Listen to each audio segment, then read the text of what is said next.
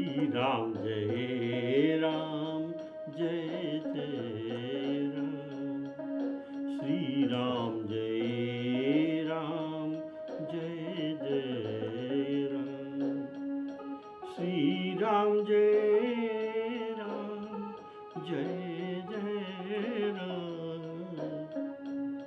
श्री राम जय राम जय जय राम। श्री राम जय राम जय जय राम। आदरणीय श्रोता बंधुओं को मेरा सप्रेम सादर राम राम कहकर राम कथा को स्वागत करता हूँ। बोलिए सियावर रामचंद्र की जय। आप सुन रहे थे भगवान श्री रामचंद्र जी, राजा रामचंद्र के पूर्ववासियों, समस्त अयोध्यापुरवासियों, सभासद, गुरुजन इत्यादि को बुलाकर पूर्वजन के लिए कुछ आध्यात्मिक ज्ञान कहते हैं, जिससे सभी पूर्वजनों का कल्याण हो जाए और इनका मुक्ति हो जाए। बोलिए सियावर रामचंद्र की जय। भव सागर से कैसे पार होना है, ये सुंदर गूढ़तम रहस्य के बात ज्ञान स्वरूप ये परिवेषण करते हैं। तो पहले श्री राम जी का वक्तव्य में ये संबोधन करते हैं, हे भाई देखो, बड़े भाग्य से मनुष्य शरीर आपने पाया है, हम सब ने पाया है। यह देवताओं को भी दुर्लभ है, ऐसा सभी ग्रंथ कहते हैं। अर्थ धर्म काम, जो चतुर्वर्ग फल कहा जाता है, धर्म अर्थ काम मोक्ष। तो धर्म अर्थ व काम, ये तीनों का साधन का यह मनुष्य शरीर है। इसमें सब मिलता है, धर्म अर्थ काम। और चौथा है मोक्ष का दरवाजा है, इसमें एंटर करके मोक्ष को लोग जाते हैं। तो मोक्ष का दरवाजा है और धर्म अर्थ काम का ये साधन है। अर्थात नर शरीर मोक्ष का मुख्य अधिकारी है। इसी से इस नर शरीर से ही मोक्ष प्राप्ति किया जा सकता है और दूसरे शरीर में नहीं। जिसने यह दुर्लभ नर शरीर पाकर परलोक न बना लिया, फ्यूचर न बना लिया। फ्यूचर क्या है? फ्यूचर यह है कि हम जहाँ से आए हैं, जहाँ से हमारे उत्पत्ति है, वहाँ हम जाना है। यही है हमारा फ्यूचर, भविष्य। तो हम कहाँ से आया है? हम ईश्वर से आया है। हम ईश्वर का अंश है और ईश्वर जैसा चेतन अविनाशी भी है। ममैवांश जीवलोका जीवभूत सनातन। भगवान कहते हैं ये सब जीव मेरे अंश है। और गोस्वामी जी कहते हैं ईश्वर अंश जीवाविनाशी चेतनामल सहज सुख राशि। चेतन अमल और सहज सुख राशि कहने का भाव ये सच चित्त आनंद जो स्वरूप है भगवान का, हमारे असली स्वरूप भी यही है। कारण हम ईश्वर के संतान हैं। ईश्वर में जो कुछ है, गुण है, ये भी हमारे अंदर है, लेकिन माया के द्वारा ढक गया है।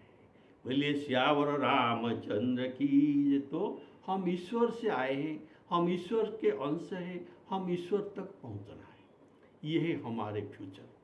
तो इसीलिए हमारे फ्यूचर बनाने के लिए, भविष्य बनाने के लिए, परलोक बनाने के लिए भगवान कृपा करके हमको इस मनुष्य शरीर दिया है।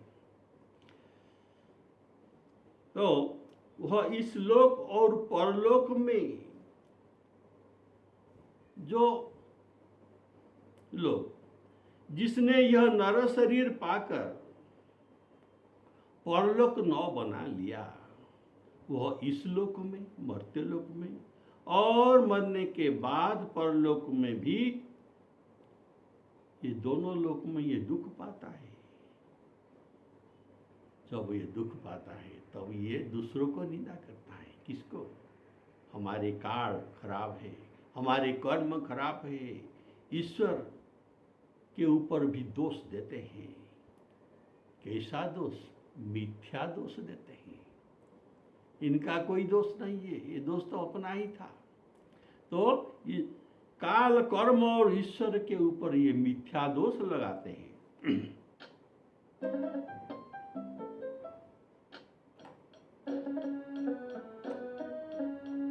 सुनो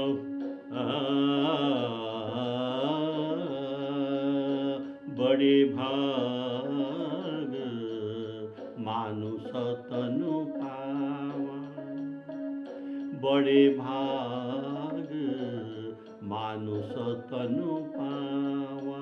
मनुष्य शरीर बड़े भाग्य से मिलता है। सुर दुर्लभ सब ग्रंथ निगावा, देवताओं को भी दुर्लभ है। इसलिए सुर मानुष बड़े भाग मानुष तनु पावा। तो इसमें कौन सा भाग्य है? इसमें साधन हो सकता है। साधन धाम,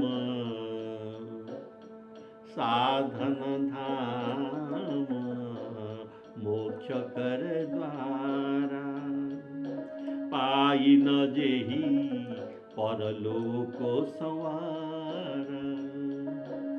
सो परत्र दुख पावही, सो परत्र दुख पावही।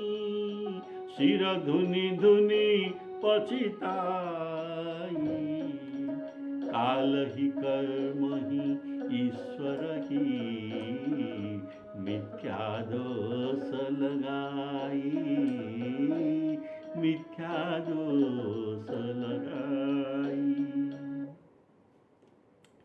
श्री राम जी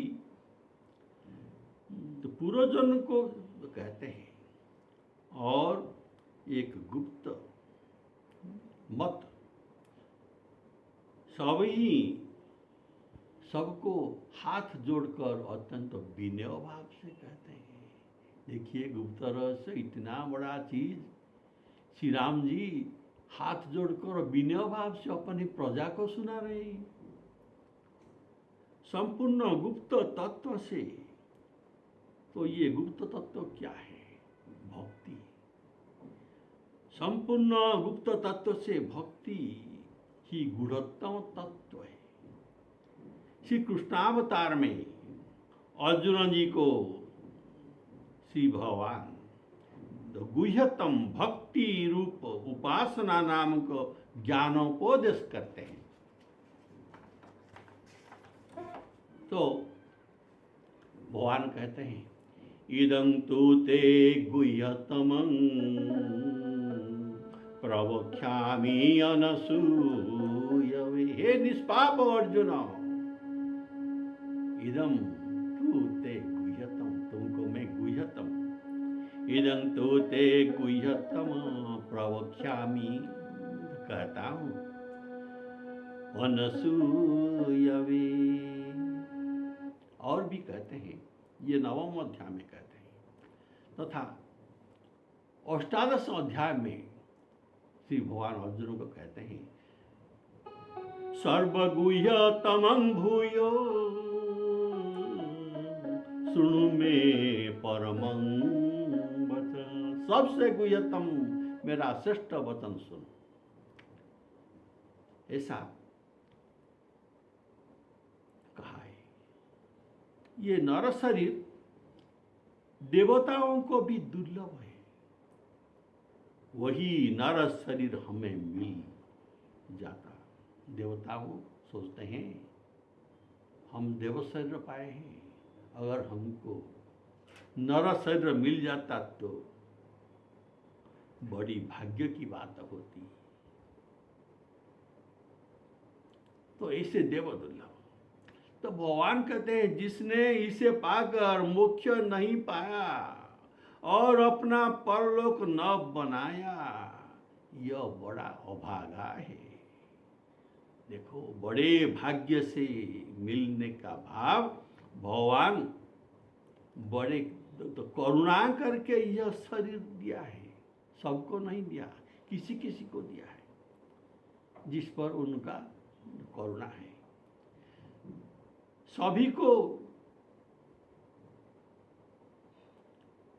नहीं देते, जिसके ऊपर करुणा होता है उसको ही नर शरीर देते हैं।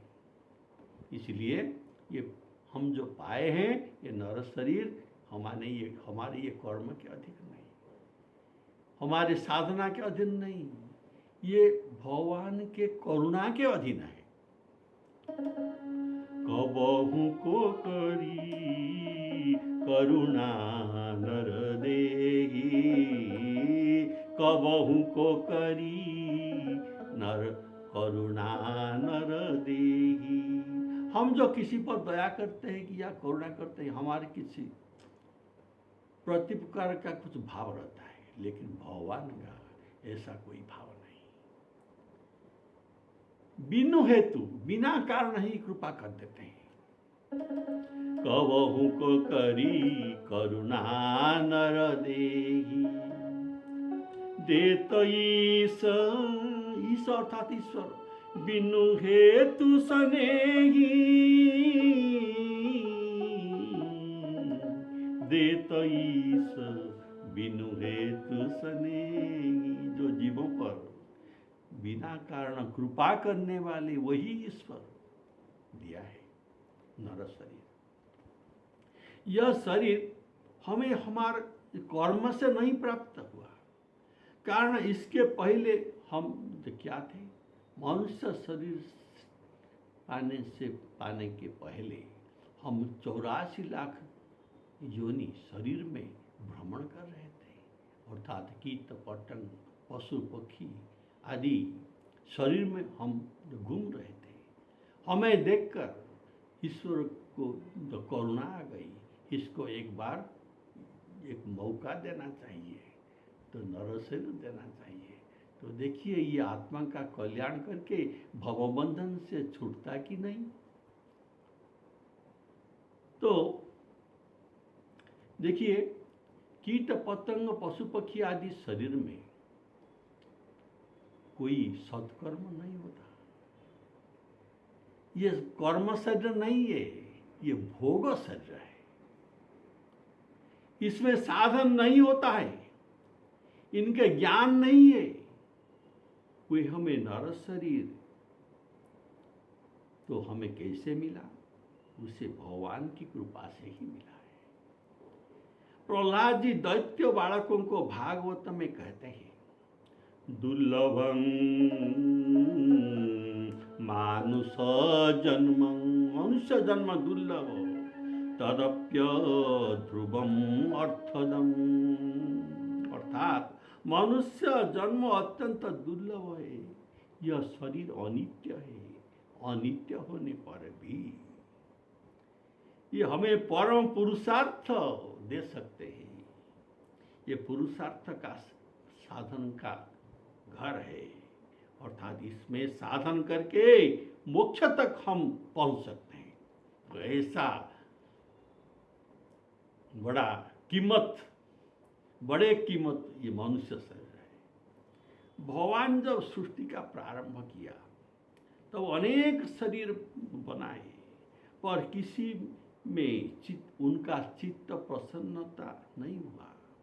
जब मनुष्य शरीर बनाए तब ये प्रसन्न होकर जो कहने लगे अड़म अड़म अड़म, अर्थात यह बहुत अच्छा है, अच्छा है, अच्छा है।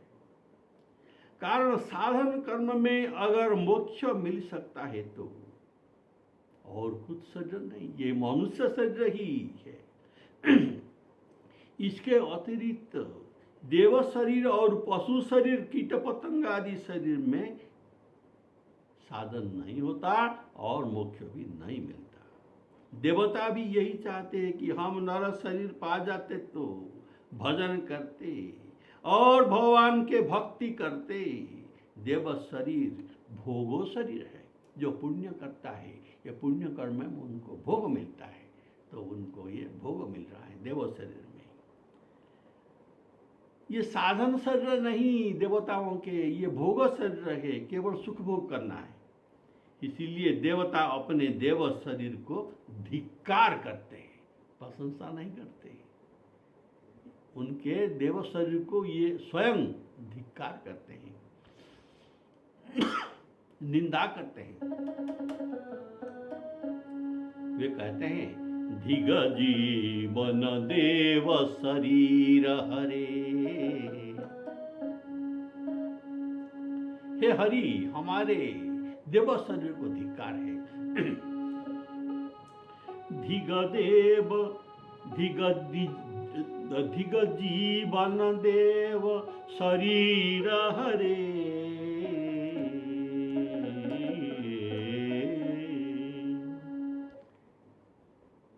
तो किसी लिए तुम धिक्कार करते हो अपने देव शरीर को? हम इस शरीर में साधन नहीं कर सकते और आपका भक्ति नहीं करते, तब भक्ति बिना भव भूलि परे, तब भक्ति बिना भव भूलि परे। कारण देव शरीर कल्पांत तक रहता है। देवताओं को अमर कहा जाता है, ये अमर है, लेकिन इनका अवधि कल्पांत तक है, कल्पांत तक। इसीलिए दूसरा शरीर धारण ये न कर सकते हैं। ये एक कल्प के अंदर ये और दूसरा शरीर नहीं धारण कर सकते। पर मानव देह में कल्पांत तक अपेक्षा करने के लिए कोई आवश्यकता नहीं। हमारे तो 60, 70, 80 साल का तो आयु है, हमको ये कल्पांत तक रहने का कोई जरूरत नहीं। इसी स्वल्प आयु में हम साधन करने से बहुत पहले ही मुक्त हो सकते हैं, हमको मोक्ष मिल सकता है। परंतु देव शरीर में कल्पांत में क्या होता है, उनका पुण्य क्षीण हो जाता है और पुण्य क्षीण होने पर फिर उनको संसार में आना पड़ता है, जो है 84 लाख जोनी में फिर इनको विचरण करना पड़ता है। तो ये अपना पुण्य कर्म भोगने के लिए स्वर्ग में रहते हैं, पुण्य क्षीण हो जाने पर फिर ही मरते लोग आते हैं। गीता में भगवान कहते हैं ते तं भुक्त्वा स्वर्गलोकं विशालं, ते तं भुक्त्वा स्वर्गलोको विशालं, क्षीण पुण्ये मर्त्यलोका विसन्ति, क्षीण पुण्ये मर्त्यलोका विसन्ति। अर्थात देव शरीर में भी अमरता के भी कुछ अवधि है। एक कल्प में देखिए 14 मनवंतर होता है। प्रत्येक मनवंतर में एक एक इंद्र राजा होते हैं। ऐसे एक एक कल्प में 14 मनवंतर में 14 इंद्र राजा होते हैं। जो मनुष्य इतना पुण्य कर सकता है, उनको इंद्र पद तो मिल सकता है। तो और ये इंद्रपद तक पहुंच सकते हैं उस, और इंद्र को भी पछताना पड़ता है कि मैंने इंद्रपद भोगने न आता तो, यह स्वर्गीय भोगो, ये स्वर्गीय तुच्छ भोग विलास में न फंसता तो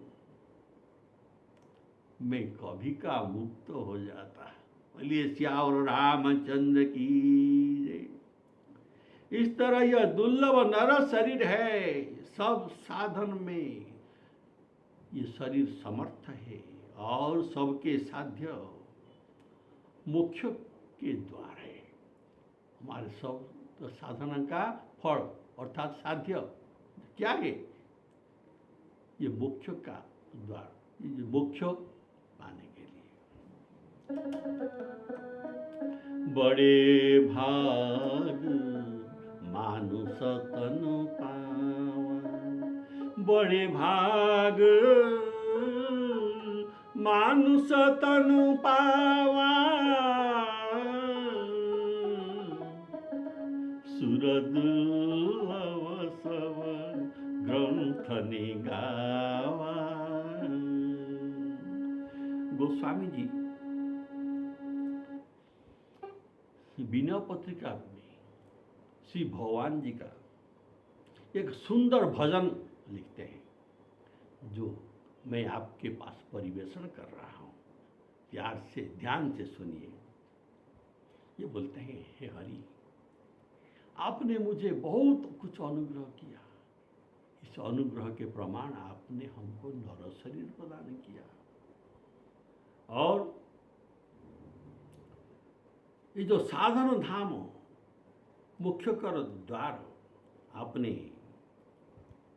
ये नर शरीर दिया है, कृपा करके दिया है। इससे बड़ा अनुग्रह और कौन हो सकता है? लेकिन आपके उपकार का वर्णन कोटि मुख से भी नहीं किया जा सकता। एक एक उपकार को मैं कोटि मुख में भी नहीं कर सकता। तदपि हे नाथ, मैं कुछ आपको मांगता हूँ। आप उदार हैं, मुझे दीजिए।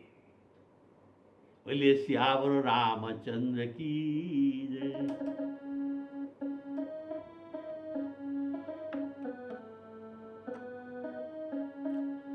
हरि तुम बहुत अनुग्रह कीनो, हरि तुम बहुत अनुग्रह कीनो, साधन धाम विबुध दुर्लभ तनु। विबुध अर्थात देवता को दुर्लभ, विबुध दुर्लभ तनु, मोहि कृपा करि दीनो, मोहि कृपा करि दीनो।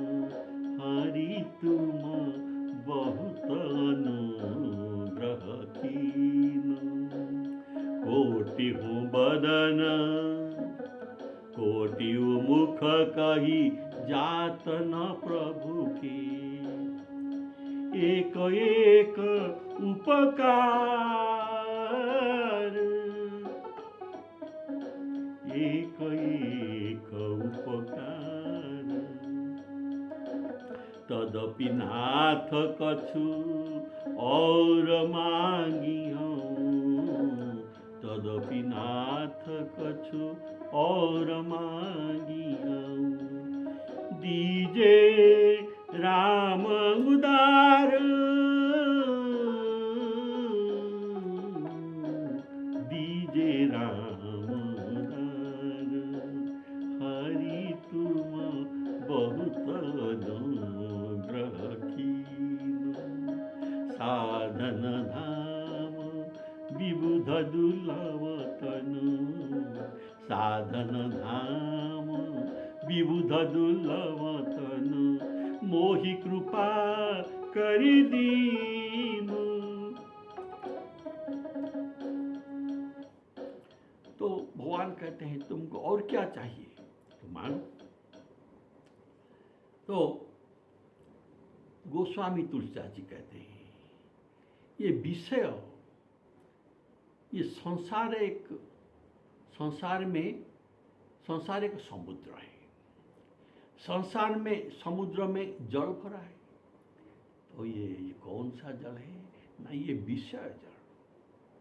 विषय जल हम जो देखते हैं, सुनते हैं, खाते हैं, पीते हैं, स्पर्श करते हैं, ये सब विषय ही है। तो ये हमारे इंद्रियों का विषय है। ये विषय जल, ये संसार समुद्र में विषय जल पूर्ण है। और मैं मीना होकर इस विषय जल में डूबता रहा हूं और पल भर के लिए इस जल से बाहर नहीं आ सकता।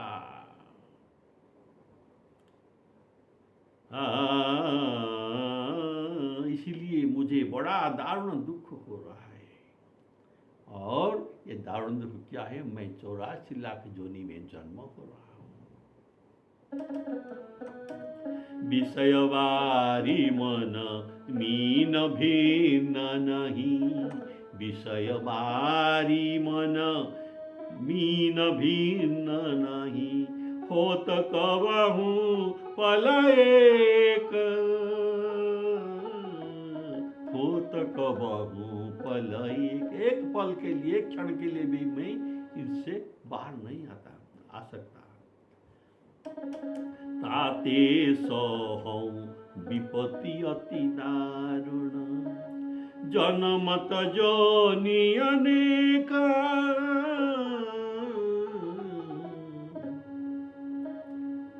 जनमत जोनि अनेक,